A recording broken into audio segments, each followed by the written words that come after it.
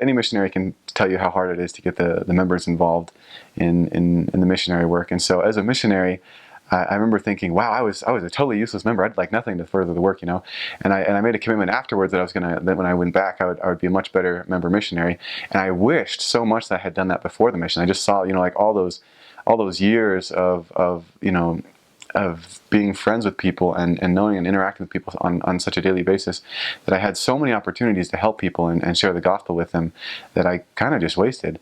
And that was extremely painful and to me, and it was something I regretted a lot. And so if there's one thing I would suggest to anybody before the mission is really take the time now to do the missionary work, because otherwise you'll get to the point when you look back and wish you had used those moments, you know, to do that.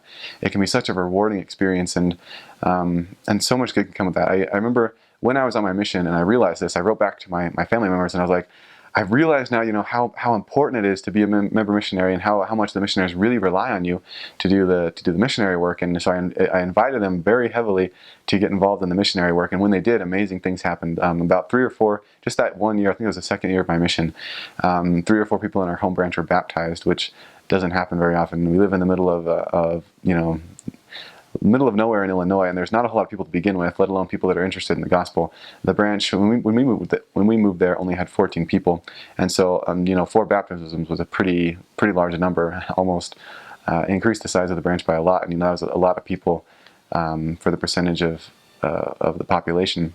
And so it's just amazing to me how much success and how much happiness and joy can be had when you really do take the time to get involved in the missionary work. And it's hard to have that perspective beforehand, you know, because you just don't really understand how important you really are to the missionary work. At least in my case, I always thought that the bulk of the missionary work was done by the missionaries themselves and not by the members. And it wasn't until on my mission that I realized how much more effective the members are at being missionaries, simply because they already know the people, they have the people's trust, and they really love the people, and the people know that they love them. And so there's just so many barriers that have already been crossed and broken down right there, that that the members really have the biggest and best opportunity to do the missionary work far more effectively than the missionaries themselves do, and in a way that will bring a greater and more lasting change in the lives of those people that they teach. For one thing, because we all know that if a convert becomes to rely on the missionaries that taught them, and don't really establish other foundations within the area that they're at, other social foundations or supportive foundations within the area that they're at, then when the missionaries leave or are transferred, then it makes it very difficult for them to keep going in the difficult times.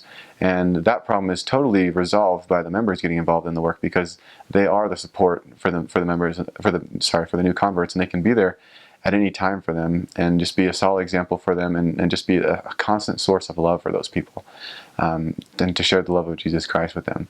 And so it's just incredibly important that the members get involved beforehand. And so that apart from even preparing for a mission, but just doing the missionary work itself, I think that's an extremely crucial issue.